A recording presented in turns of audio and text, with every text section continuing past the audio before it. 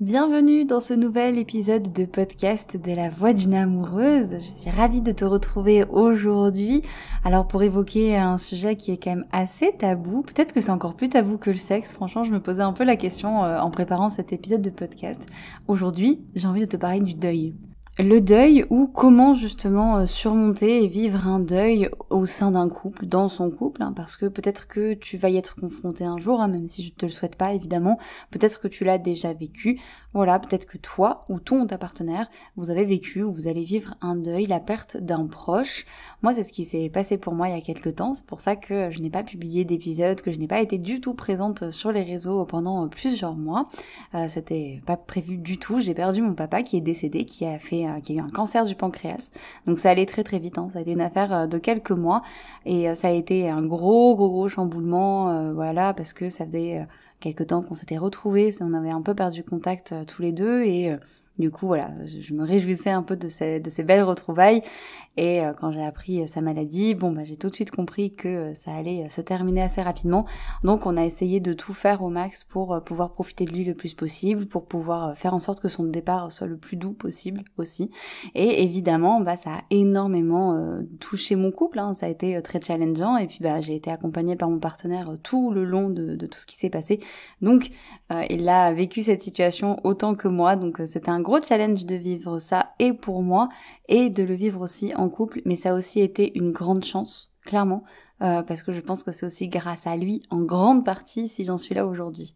Alors c'est un épisode qui va être hyper intime, entre guillemets, parce que je vais te parler de moi, tu le sais, je vais pas parler de choses que je ne connais pas ici, c'est pour ça que je te fais un épisode sur le deuil, c'est parce que justement j'ai eu l'occasion de vivre, de savoir un peu ce que ça m'a fait à moi. Je vais te parler de mon histoire à moi, ça ne veut pas dire que tu vas ressentir les choses de la même manière, ou que tu vas les ressentir d'une autre manière, mais l'idée c'est de te donner quelques petits conseils ou quelques petits tips un petit peu pour que tu puisses avoir des clés si jamais malheureusement tu es confronté à cette situation, si tu la vis peut-être actuellement, mais en tout cas voilà, pour te donner des clés pour pouvoir vivre cette situation sereinement, toi de ton côté, et si jamais tu es la personne qui accompagne, si jamais c'est ta partenaire qui est en train de vivre un deuil ou de s'y préparer tout doucement, même si on n'est jamais prêt à ça, je te donnerai aussi quelques petites clés, voilà, si tu es cette personne-là, pour savoir comment prendre soin de ton amoureux, de ton amoureuse, ou justement pour comment aussi prendre soin de toi aussi, dans ce moment-là. Donc c'est un épisode qui est pas forcément très gai, même si c'est un sujet qu'il faut aborder. Je sais que je suis assez à l'aise avec ça, j'ai pas de souci à parler de ce sujet-là. Je pense que c'est hyper important d'en parler et que c'est important de ne plus en faire un tabou. Mais si tu sens que c'est pas le moment pour toi d'écouter ce podcast, parce que peu importe la raison, tu peux t'arrêter là. Ce sera très doux, il y aura pas du tout de gros challenge à l'intérieur. Donc rassure-toi, c'est tranquille. Mais si c'est pas le moment pour toi, n'hésite pas à y revenir un peu plus tard quand ce sera juste. Et en attendant, je te dis à bientôt et puis sinon bonne écoute à toi et on va démarrer tranquillement cet épisode pour savoir comment vivre un deuil dans son couple. Alors déjà, moi je l'ai déjà dit auparavant, mais c'est important pour moi de te le rappeler. Un deuil, c'est quelque chose d'unique. Il y a pas mal de choses qui ont été faites en psychologie pour parler de tout ce qui peut se passer lors d'un deuil, des troubles physiques, des troubles psychologiques qu'il peut y avoir, des différentes étapes. On parle souvent d'étapes dans le deuil, mais moi j'aimerais aussi te rappeler que tu es une personne absolument unique et que donc ta manière de vivre le deuil va être absolument unique. Elle va être différente. Donc tu vas pouvoir peut-être la comparer avec d'autres personnes qui vont t'en parler, mais vous allez tous et toutes vivre une expérience différente avec le deuil. Donc, ne culpabilise pas, peu importe comment tu vis ton deuil, peu importe où tu en es sur ce chemin-là, en fait, tu es juste au bon endroit et tu fais ce que tu peux. Voilà, moi je pensais que j'allais être totalement ébranlée, effondrée et que... ça allait être très dur. Et en fait, oui, ça a été très dur, mais pas comme je m'y attendais. Je m'attendais vraiment à pleurer tous les jours, ça n'a pas été le cas. J'ai juste eu besoin en fait de rien, tout simplement de ne rien faire, de me retrouver moi et d'être un peu dans un monde où je me suis reposée et je me suis donné du temps en fait. Ça a été ma priorité. Mais encore une fois, c'est quelque chose de très personnel. Moi, ce que j'ai quand même envie de te dire, si c'est toi en tout cas qui traverse le deuil, mais pareil aussi si tu accompagnes ton ou ta partenaire, donne-toi le droit de ressentir ce que tu ressens. Donne-toi le droit de ressentir les émotions qui sont là en fait. S'il y a rien, tu te donnes le droit d'avoir ce rien et de ressentir ce rien. si tu es complètement effondré, si tu n'arrêtes pas de pleurer, donne-toi ce droit-là d'être traversé par la tristesse, d'être traversé par quelque chose qui peut être très désagréable. Ça peut être de la colère, ça peut être n'importe quoi, ça peut être de la frustration, ça peut être une angoisse, de la peur. Donne-toi vraiment ce droit d'être traversé par l'émotion que tu traverses en ce moment, justement. Et surtout, dis-toi que c'est fugace. Alors souvent c'est quelque chose, j'y reviendrai à la fin de l'épisode, mais c'est pas définitif, hein. On peut vraiment remonter de tout ça, on peut s'effondrer et remonter. Juste on va le faire chacun et chacune d'une manière ou d'une autre. Donc, mais te donner le droit de ressentir et d'accepter que ça fluctue, ça pourra vraiment t'aider à être un peu moins dans la lutte. Tu sais, ces moments, moi il y avait des moments où j'allais très bien, et puis d'un coup, mais vraiment d'un coup, hop, j'étais un peu plombée, j'étais un peu déprimée, ça se voyait pas forcément, mais moi je ressentais que mon état d'esprit était totalement différent. Bah c'est comme ça en fait, c'est ok, ça arrive, c'est humain, on est tous et toutes des êtres humains, et on fonctionne tous de manière différente, donc donne-toi le droit de ressentir. Il n'y a pas de bonne manière de vivre un deuil, comme je te le disais, il y a des étapes qui sont suivies ou pas, mais en tout cas, donne-toi ce droit de ressentir et laisse-toi aussi du temps. Il y a des personnes pour qui ça peut aller vite de vivre un deuil, qui vont vraiment peut-être plonger, vraiment, il va y avoir beaucoup d'émotions d'un coup et après ça va se calmer. Mais souvent le deuil en fait c'est quelque chose de très long. C'est vraiment très long de faire son deuil parce que il faut accepter de perdre un proche, de perdre une personne. Accepter ça, je sais même pas si on y arrive un jour ou un autre. En tout cas accueillir voilà que la personne est sur le point de partir ou est en train de partir. Moi je sais qu'il y a une phrase qui m'a énormément agacée avec le recul, hein. C'est une phrase mais qui est pas maladroite du tout, mais finalement j'étais persuadée quand j'ai appris le cancer de mon papa, il lui restait quelques semaines à vivre à ce moment-là. Quand j'ai appris son cancer, je me suis dit ok, j'ai le temps, je vais me préparer, je vais profiter un maximum de lui et ça va aller. Et quand on m'a annoncé qu'il était mort, en fait, dans ma tête, je me suis dit, waouh, mais peu importe, même si j'avais eu 6 mois de plus, si j'avais eu 6 mois de moins, j'aurais jamais été prête. Parce qu'on n'est jamais prêt, on n'est jamais prête à vivre ça. C'est quelque chose qui est tellement secouant. Moi, j'ai ressenti des choses que j'avais jamais ressenties. Physiquement, ça a été très, très, très intense. Même moi, ça m'a énormément surpris. Donc, quand je te disais, tu vois, de te laisser traverser, c'est un peu ça, en fait, qui se passait. Laisse-toi vraiment traverser par ce qui vient et laisse aussi le temps faire parce que des fois ça vient tout de suite et des fois ça vient après. Des fois ça vient avec quelques mois d'après, quelques semaines, quelques jours. Il y a les dates anniversaires aussi qui peuvent secouer. Donc voilà, c'est une question de temps, hein, ce truc. Moi je disais à une de mes amies qui m'a énormément soutenue pendant ce deuil là, quand mon père est mort, là les 2 semaines d'après, je lui ai dit: je comprends pas comment le monde peut continuer à tourner, comment c'est possible, rien n'a bougé, il y avait toujours les mêmes choses, le même fil d'actualité, mais c'est tout à fait normal, hein, c'est le monde continue à tourner et ça m'a paru presque bizarre. J'avais l'impression que je n'appartenais plus vraiment à ce monde-là, que pour l'instant je ne tournais pas avec lui. Et je me suis dit peut-être que ça reviendra. Et c'est revenu. Il m'a juste fallu du temps. Il m'a juste fallu accepter. Il m'a fallu voguer un peu à mon rythme. Mais c'est revenu. Et donc c'est ok, là, peu importe où tu en es sur ce chemin, s'il te faut encore du temps, prends-le. Et le monde peut tourner sans toi, le monde peut y arriver. Et toi, tu pourras très bien rattraper le coche, tu pourras très bien revenir au moment où ce sera ok pour toi. Je te propose qu'on aille un peu plus loin du coup sur toi, la personne qui vit un deuil. Après, j'irai un peu plus m'adresser aux personnes qui accompagnent leur partenaire. Donc là, je vais te parler un petit peu avec ce que moi j'ai vécu. Donc je te le rappelle, c'est des choses que j'ai vécues, c'est pas une vérité vraie, mais c'est des choses qui ont pu me faire du bien. Peut-être qu'il y en a qui te parleront, peut-être d'autres un peu moins. Prends vraiment ce qui est juste pour toi. Moi, l'une des choses que j'ai envie de te conseiller quand tu vis ces périodes-là, c'est d'envisager de te ressourcer. Ça peut paraître très bizarre, je vais y revenir plus tard, parce qu'il y aura aussi un moment où je te parlais du couple, hein, évidemment, mais d'envisager d'avoir des moments où tu vas peut-être être un peu seul, d'accepter, même si ça peut être très dur, mais de peut-être prendre des moments où tu vas te retrouver en tête à tête avec toi-même, parce que des fois ça peut être un peu plus facile de craquer.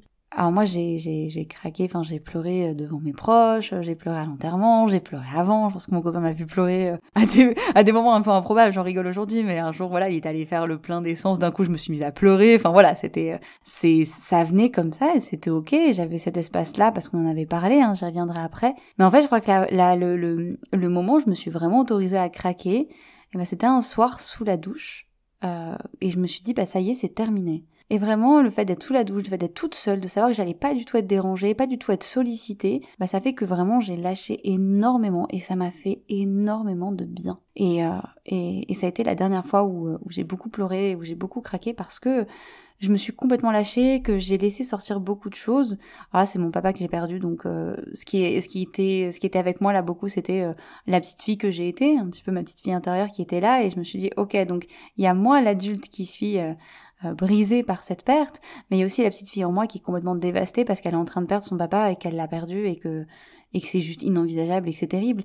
Et du coup, j'ai pu lui laisser un peu de place à ce moment-là et ça a été plus facile pour moi, en tout cas, de craquer et d'être seule à ce moment-là, de mettre complètement mes émotions à nu, en fait, finalement. Alors, il y a des personnes pour qui c'est plus simple d'être avec quelqu'un parce qu'elles ont besoin d'être soutenues, donc ça, c'est une question de ressenti. Mais voilà, parfois d'être seule, ça peut vraiment te permettre aussi de vraiment aller voir comment tu vas. Ensuite, je t'invite vraiment à communiquer. Je l'ai toujours dit, la clé dans un couple, et je suis pas la seule à le dire, mais c'est la communication. Mais alors, s'il y a un moment où il faut absolument que tu communiques et que tu parles, même si c'est difficile, même si tu n'en as peut-être pas envie, c'est dans une période où tu vis un deuil. Alors, je m'arrête un peu parce que c'est un long sujet, mais ça peut être très difficile parce que des fois, quand on est au bout du rouleau et que c'est très très dur, on n'a pas du tout envie de parler. On a juste envie d'être dans sa bulle, qu'on nous laisse tranquille. Mais juste ça, dis-le à ta partenaire. Parce que il ou elle a besoin de savoir où tu en es et qu'elle ne peut pas le deviner. Mon partenaire, il pouvait pas du tout deviner comment je me sentais, il pouvait pas du tout savoir de quoi j'avais besoin. Alors moi, je t'invite à vraiment oser communiquer sur ton état. Alors je te demande pas du tout de rassurer l'autre en disant non mais là aujourd'hui ça va. Non, mais d'être très honnête. D'être vraiment honnête avec l'autre, de dire mais franchement non, aujourd'hui ça va pas du tout quoi. Vraiment aujourd'hui, moi il y a un jour j'ai fait une grosse insomnie, j'ai fait quasiment nuit blanche et donc mon partenaire a vu que je dormais pas, on dormait pas ensemble à ce moment-là, mais il m'a demandé si j'allais bien, je lui ai dit non, je lui ai dit écoute aujourd'hui je suis super déprimée. Voilà, j'avais bien besoin de plus, je lui ai dit non mais je préfère être seule, je préfère rester seule, mais voilà je préfère te dire que quand même je suis dans cette optique-là. Et après, ta partenaire, c'est elle qui va gérer un peu comment faire, comment se poster par rapport à ça. Mais je pense que c'est hyper important que tu sois honnête et que tu sois authentique sur l'émotion que tu ressens. Et tu n'es pas responsable après, tu n'es pas du tout responsable de comment va l'accueillir ta partenaire. Souvent, ce qui peut se passer, et j'y reviendrai tout à l'heure, quand on est le ou la partenaire de la personne qui vit un deuil, évidemment qu'on a envie de soutenir l'autre, qu'on a envie que l'autre personne aille mieux, qu'on a envie de prendre soin de cette personne, etc. C'est logique, c'est tout à fait normal, c'est tout à fait humain. Mais, et c'est là où c'est pas cool, mais je pense que c'est aussi là d'accepter qu'en fait, on peut être là en soutien, on peut être là quand la personne s'effondre, quand elle pleure, quand c'est dur, on peut être là pour accueillir les colères, on peut être là pour accueillir ce qu'elle a à nous dire, mais parfois on peut rien faire de plus et c'est ok. On peut pas soulager complètement une blessure, on peut pas faire revenir la personne qui est décédée, on peut pas du tout la faire revenir, en tout cas pas physiquement.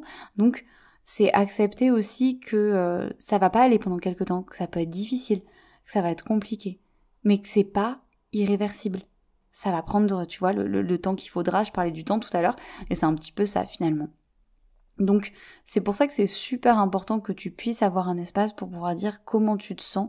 Et toi, si tu es la personne qui accompagne ton amoureux, ton amoureuse qui est en deuil, juste d'écouter en fait, d'écouter ce ressenti. Si la personne te dit je vais super mal, de peut-être pas tout de suite dire ok, qu'est-ce que tu veux que je fasse, qu'est-ce qu'on fait, ça va aller mieux, ne t'inquiète pas. Peut-être juste écouter. Ok, j'ai entendu ma chérie, j'ai entendu mon cœur, tu vas mal. J'en suis désolée, je suis là si tu as besoin, mais je te laisse aussi l'espace dont tu as besoin. Je te disais que la clé dans le couple, c'est de communiquer, surtout dans le deuil. Et quand on communique, donc on communique sur son état, mais on communique aussi sur ses besoins. Et là, moi, je t'invite à vraiment, pareil, être authentique et dire de quoi tu as besoin. L'autre ne peut pas du tout deviner.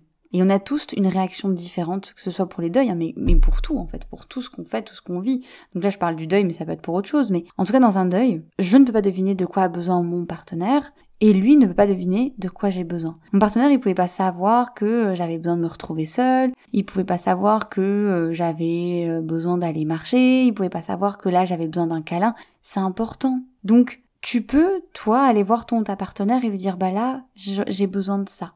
Là, je suis un peu déboussolée, j'ai juste besoin que tu me prennes dans tes bras. Je sais pas ce qui va se passer, juste j'ai besoin d'un câlin. Et attends de voir la réponse de l'autre. Hein, peut-être que ta partenaire va te dire, oui, y a pas de souci, bah viens, je vais te prendre dans mes bras tout de suite. Peut-être qu'elle va te dire, écoute, là, je suis en train de faire un truc, je suis en train de terminer un truc qui est super important, je me concentre sur ça et après, je suis complètement à toi. Ça te va, dans 20 minutes, je viens et dans 20 minutes, je te prends dans mes bras. C'est l'idée, en fait, c'est vraiment d'écouter la réponse de l'autre parce que peu importe ton besoin et peu importe ce que tu traverses, l'autre n'est pas là pour répondre à tous tes besoins en temps et en heure, hein, mais en tout cas, d'en parler, d'être honnête et de s'écouter. Si tu as besoin d'être seul, bah, n'hésite pas à le dire à ta partenaire. Dire, bah, c'est pas contre toi, c'est pas que je t'en veux ou quoi que ce soit, j'ai juste besoin d'être seule parce que là, c'est difficile.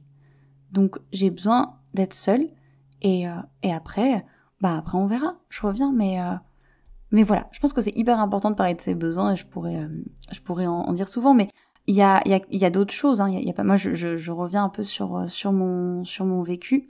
Quand on a été à l'enterrement de mon père, je me suis retrouvée un peu dans une bulle et j'ai un peu coupé en fait. Il y avait des gens autour de moi, mais moi j'ai complètement coupé parce que je sais pas, j'avais besoin de me retrouver avec moi, etc. Donc j'ai pas du tout parlé avec mon partenaire. Alors il a compris que j'avais besoin d'être seule. Et à un moment, très gentiment, il a posé sa main sur moi et j'ai doucement décalé sa main en lui disant que là, c'était pas forcément le moment, j'avais pas forcément besoin d'être touchée, que je comprenais sa réaction, que c'était très gentil, mais que là, c'était pas forcément le moment. Et c'était pas du tout négatif en soi, hein. C'est juste que le besoin évolue et que les besoins changent. Par contre, je me rappellerai, je pense, toute ma vie, que lorsqu'on a vu un des médecins de mon père qui nous a dit que là, techniquement, il allait peut-être pas passer la nuit, je me souviens très bien que mon partenaire m'a pris la main à ce moment-là et je me suis dit, waouh, heureusement qu'il l'a fait. Donc, n'hésitez pas, prenez des initiatives, mais acceptez que votre partenaire vous dise que c'est peut-être pas ça dont ils ont besoin. Hein, la clé de la communication. Je pense que je pourrais en parler des heures, mais c'est vraiment cette clé-là qui est fondamentale. C'est parler, communiquer, expliquer et prendre vraiment ce besoin à bras-le-corps, en fait, de dire de quoi j'ai besoin et de pouvoir l'exprimer. Maintenant, j'ai envie de t'inviter aussi à trouver, si c'est toi qui vis un deuil, mais même si c'est toi qui accompagne, hein, clairement, mais en tout cas de trouver d'autres personnes pour te soutenir. De pas évidemment tout faire reposer sur l'autre parce que ça peut être très très lourd. Si tu vis avec ta partenaire, que tu es en train de perdre un proche, que tu es effondré, ça va toucher ta partenaire. Peu importe où il en est, où elle en est, ça va forcément la toucher parce qu'elle vit avec toi. Donc c'est hyper important que tu puisses en parler avec elle parce que c'est quand même une base, hein, se soutenir. Mais je t'invite aussi à avoir d'autres personnes, si tu le peux, qui pourront te soutenir. Ça peut être ta famille, ça peut être des amis. Moi, j'ai eu j'ai eu plein d'amis donc qui ont été très très présentes à ce moment-là. Des amis qui ont su se faire très discrètes et qui m'ont laissé venir quand moi je voulais, qui n'ont pas pris de nouvelles systématiquement et qui m'ont dit je te laisse venir parce que je veux pas empiéter sur ton terrain. Et ça m'a fait du bien. Et j'ai eu des amis qui ont été très très présentes, avec qui j'ai pu échanger. Et ça m'a fait un bien fou parce que déjà c'est quand même agréable de pouvoir parler à plusieurs personnes.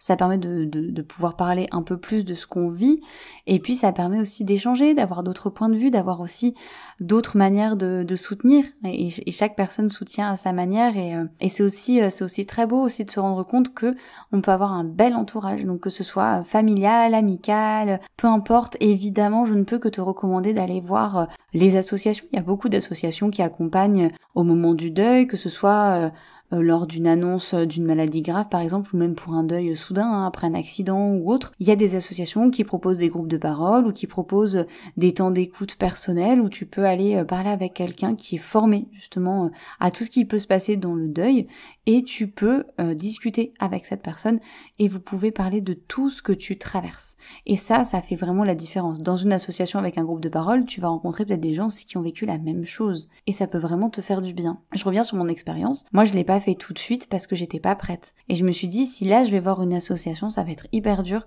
d'avoir le malheur des autres personnes sur moi. Je peux pas l'accueillir. Par contre, là, ça fait 6 mois que mon papa est décédé.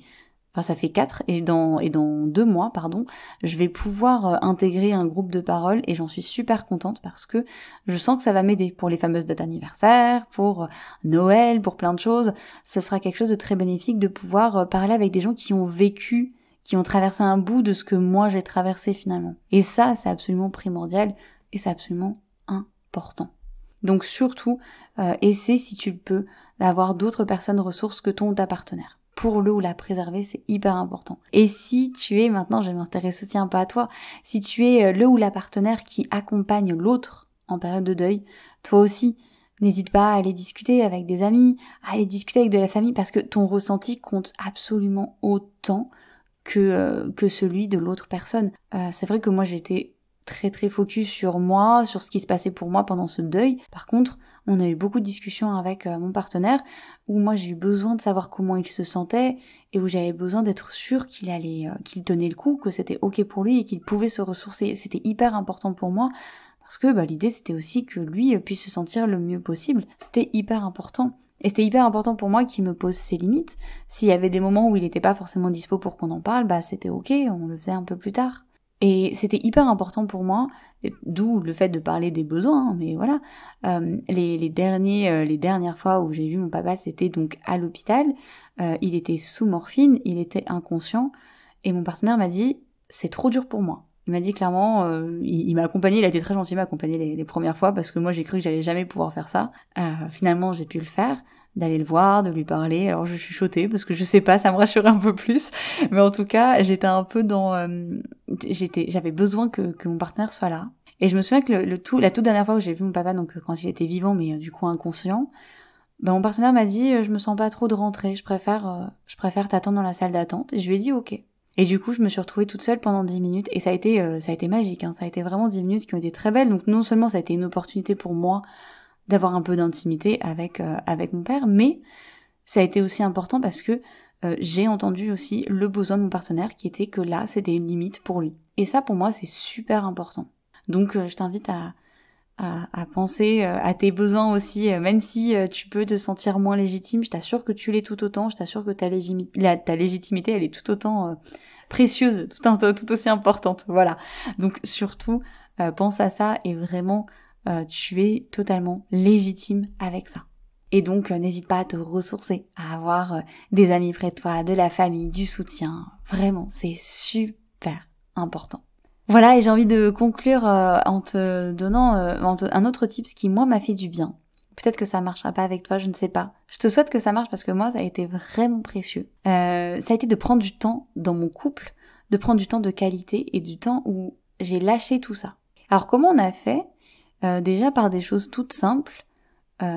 Il faut savoir que mon papa était à Narbonne à ce moment-là, moi j'étais dans le Pays Basque, donc on a dû faire beaucoup d'allers-retours. Et donc on avait pris un hôtel qui était à 20 minutes à pied de l'hôpital. Et donc on s'était dit on y va à pied, comme ça nous fait une petite balade, ça nous fait un petit sas de décompression, on discute ensemble, on passe, si on a besoin, on discute d'autres choses, etc. Et on a pris aussi du temps pour se faire plaisir un peu. C'est-à-dire qu'on a pris du temps, nous on aime bien partager des moments où on mange ensemble, que ce soit au resto, que ce soit un brunch, que ce soit un goûter, quelque chose de très simple, mais se poser à une table et puis manger un truc sympa et discuter. Et on l'a fait assez régulièrement. Et on l'a fait notamment la veille de l'enterrement de mon papa et ça a été un moment super parce que ça m'a permis moi de penser à autre chose un petit peu et ça a été vraiment délicieux de se retrouver, d'avoir vraiment un peu de légèreté. Alors moi j'ai fonctionné comme ça, peut-être que pour toi ça te paraîtra totalement impossible, mais moi ça a été quelque chose de très précieux. Donc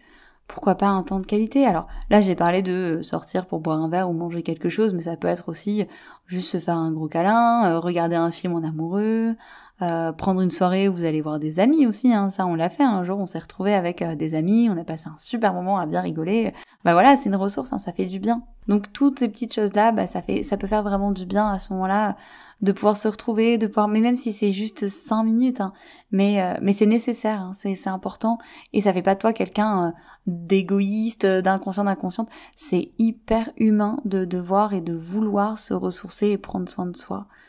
Et puis de pouvoir le faire à deux, bah c'est encore mieux, clairement. C'est encore mieux de pouvoir faire ça dans son couple parce que franchement, ça peut être un moment où on se rapproche, où on se soutient, où on voit qu'on s'aime très fort aussi. Nous, ça a été un moment où on s'est dit, mais waouh, là moi je sais que peu importe ce qui nous arrivera plus tard dans notre histoire, j'oublierai jamais que mon copain il a été là pendant ces quelques mois et qu'il a été d'un soutien absolument immuable, comme j'oublierai jamais le soutien de mes amis, le soutien de ma famille, enfin c'est quelque chose qui ne s'oublie pas et quand on y pense, après on se dit, ça a été quand même, c'est très fort. Alors peu importe où tu en es aujourd'hui, j'ai envie de te dire, fais au mieux pour toi. Peu importe que ce soit toi qui vive le deuil, que ce soit toi qui accompagne ton amoureux, ton amoureuse, fais au mieux pour toi. Mais prenez un temps si vous le pouvez, au moins pour échanger, pour discuter de ce qui se passe, ou alors prenez un temps pour peut-être faire autre chose aussi. Ça peut vraiment, vraiment faire du bien. Je te promets une chose, je te promets vraiment que la vie va reprendre. Mais peut-être que ça reprendra pas tout de suite, peut-être que ce sera long et ça a le droit en fait. T'as le droit à ce que ça prenne vraiment du temps. T'as le droit aussi d'aller bien et puis de rechuter d'un coup, c'est pas grave. Tu vas te relever, hein. Ça va aller, ça va être compliqué mais il va t'arriver de nouvelles belles choses. Moi j'ai beaucoup aimé la métaphore de la pluie à ce moment-là où t'as une grosse averse, tu te retrouves, t'es complètement trempé, t'es au bout de ta vie, voilà. Il y a toujours une éclaircie après une grosse averse, mais l'averse elle peut durer plusieurs mois, elle peut durer... Mais des fois, il peut y avoir des toutes petites éclaircies au milieu et il faut savoir aussi les prendre. Donc, sois douce avec toi et prends le temps dont tu as besoin. C'est un temps qui est nécessaire et il n'y a pas de juste milieu, de juste temps. Alors, je pensais pas que cet épisode serait aussi long. Franchement, je pensais que j'allais pas faire dire autant de choses. Mais voilà, c'était un épisode un peu authentique où j'avais envie de te partager un peu moi ce que j'ai vécu et puis te dire que t'es pas seule si tu traverses ça. Franchement, si t'as besoin d'échanger à ce sujet, peu importe où tu en es, moi je t'invite à me contacter si t'as envie qu'on en discute, m'envoyer un petit mail, hein. Mon mail c'est celine.filoyoni@gmail.com et tu peux aussi m'envoyer un petit message sur Facebook, laisser un petit commentaire, peu importe, mais si t'as besoin d'échanger et de vider un peu ton sac, bah vas-y. Pour moi c'est ok et je pense que c'est important. C'est quelque chose que j'ai pas su trouver moi personnellement quand j'ai vécu du coup la perte de mon papa. J'ai cherché un peu s'il y avait des épisodes qui parlaient de podcasts ou de contenu, hein, des vidéos, des choses qui parlaient du couple et du deuil.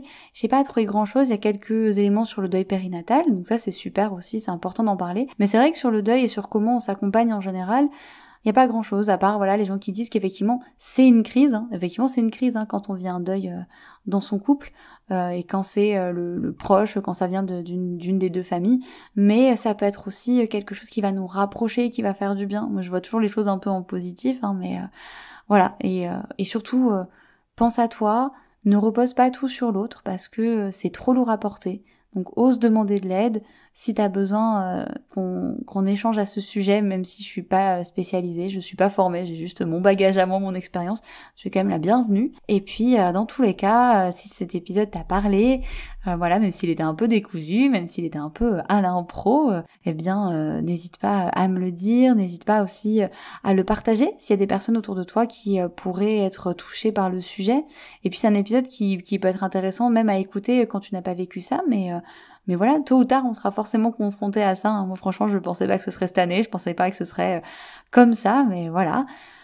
Et souvent, ça prévient pas, malheureusement, donc n'hésite pas quand même à partager cet épisode aux gens autour de toi parce que voilà, c'est un sujet qui est très tabou, les gens osent pas forcément l'évoquer, et pourtant, c'est un sujet qui fait partie de la vie, hein. C'est aussi simple que ça, donc c'est important, je pense, d'en parler. Donc n'hésite pas à le partager un maximum s'il peut parler à d'autres gens, et on peut échanger librement sur ce sujet. Eh bien, je te souhaite une belle journée, merci d'être resté jusqu'au bout de cet épisode, et puis on se retrouve la semaine prochaine pour parler de ta vie amoureuse, et d'ici là, je t'invite à vraiment prendre soin de toi pour aimer l'autre encore plus fort.